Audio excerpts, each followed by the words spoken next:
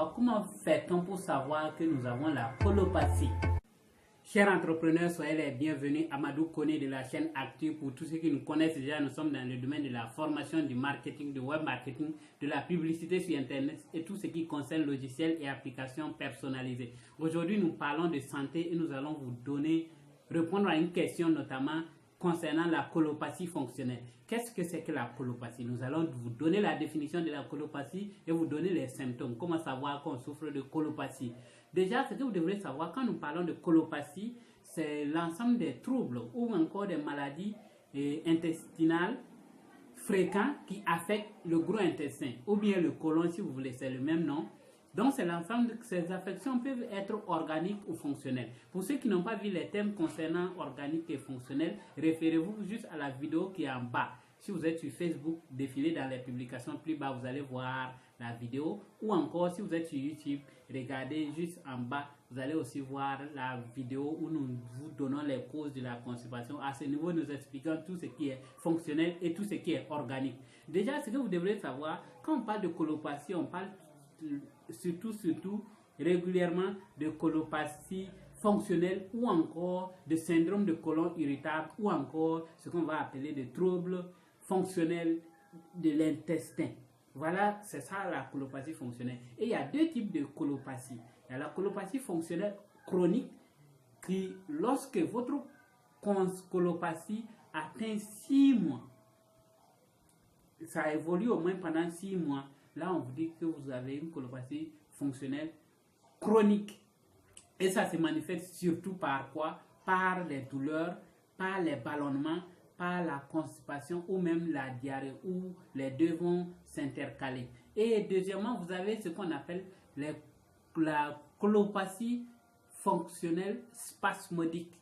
Ça, c'est des problèmes de santé, des maladies ou encore des douleurs liées à des troubles du transit d'origine fonctionnelle. Donc, ça, quand on parle de spasmodique, c'est d'origine fonctionnelle parce que ça peut être lié à un problème de motricité du côlon ou encore ça peut être lié surtout à des, comment on va appeler ça, à des contractions brusques par spasme.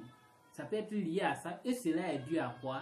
Soit au froid, soit à la consommation de boissons glacées ou encore, voilà pourquoi il faut éviter les boissons glacées, ou encore ça peut être lié à des événements, à des effets, comment on va appeler ça, des émotions très fortes, genre comme le stress, la peur. Donc tout cela peut vous créer des problèmes de colopathie fonctionnelle spasmodique. Aujourd'hui, nous allons également voir dans la suite de cette vidéo quels sont les symptômes. Comment savoir que vous avez la colopathie? Vous allez voir que si vous souffrez de dyspepsie, la dyspepsie, c'est des douleurs que nous constatons au niveau du ventre, donc du côlon. Ça montre que vous avez des problèmes de colopathie. Vous avez également ce qu'on appelle les douleurs abdominales chroniques intestinales. Donc les douleurs abdominales, ça peut être aussi lié aux ulcères. Bon, les causes sont adjacentes, c'est-à-dire les uns sont dans les autres et puis on a plein de causes. Donc, vous avez les brûlures d'estomac. Ça aussi, ça montre souvent que vous avez des problèmes de colopathie ou bien vous avez même des remontées gastriques. Quand vous mangez, ça a l'air de remonter. Tout ça, c'est des causes. Ça montre que vous avez des problèmes de colopathie ou encore vous avez des crampes. Si vous constatez que vous avez des crampes, ça signifie également que vous souffrez de colopathie. Ça peut être lié aussi au ballonnement. Quand vous êtes tout le temps ballonné, il faut aller voir un médecin. Ça peut être lié aux migraines ou encore aux insomnies. Tout ça, ça montre que vous souffrez de colopathie. Ou encore, vous allez voir beaucoup d'autres symptômes qu'on peut appeler les crises d'angoisse. Quand vous avez les crises d'angoisse, ça montre que vous avez problème de colopathie ou bien de constipation. La constipation en elle-même est une maladie, mais si vous avez un problème de constipation, ça montre souvent que, puisque les deux même sont liés d'ailleurs, c'est la constipation qui conduit à la colopathie. Donc si vous avez une constipation, si vous ne traitez pas, à long terme, ça va devenir une colopathie et vous allez en souffrir énormément. Et également, nous avons les troubles de motricité intestinale. Est-ce que votre intestin a des troubles? Est-ce qu'il ne fonctionne pas normalement? cela montre que vous avez des problèmes de colopathie. Ça peut être lié au gaz. Les gaz, et ces gaz, quand vous les lâchez, ou bien même les selles, vous vous sentez soulagé, ça montre que vous souffrez de colopathie. Ça peut être lié à la diarrhée ou à la constipation, c'est ça que je vous disais, soit les deux mélangés, ça peut être lié aux deux mélangés. L'état d'anxiété, il y a des gens qui souffrent d'anxiété, et quand vous remarquez que vous souffrez énormément d'anxiété, ça montre surtout que vous souffrez de colopathie, puisque l'intestin est le premier cerveau de notre organisme. C'est pas ce qui est ici qui est le premier, mais c'est l'intestin qui est le premier. C'est une information.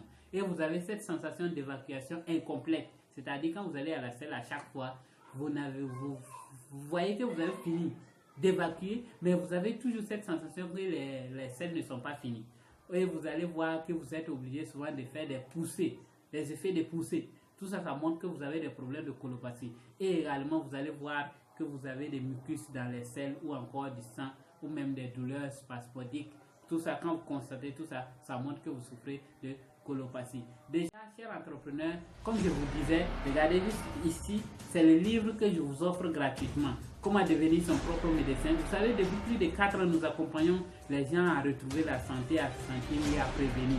Donc, si ça vous intéresse, lisez-le, que ça va vous aider à prévenir les maladies et à les soulager. Et si vous avez besoin de conseils, d'aide, vous pouvez nous contacter via les sites que vous voyez à l'écran juste devant moi, ou les numéros WhatsApp que vous voyez un peu plus en haut ici, ou encore vous allez fouiller sur internet ou sur YouTube, vous avez plus de liens juste en bas si vous êtes sur YouTube et en haut si vous êtes sur Facebook pour plus de liens et plus d'informations. Chers entrepreneurs, soyez des entrepreneurs encore très motivés, déraisonnables, en bonne santé pour pouvoir profiter de votre argent.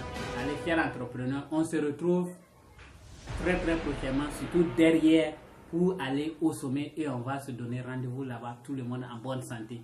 Chers entrepreneurs, on se retrouve très prochainement. Allez, bye bye.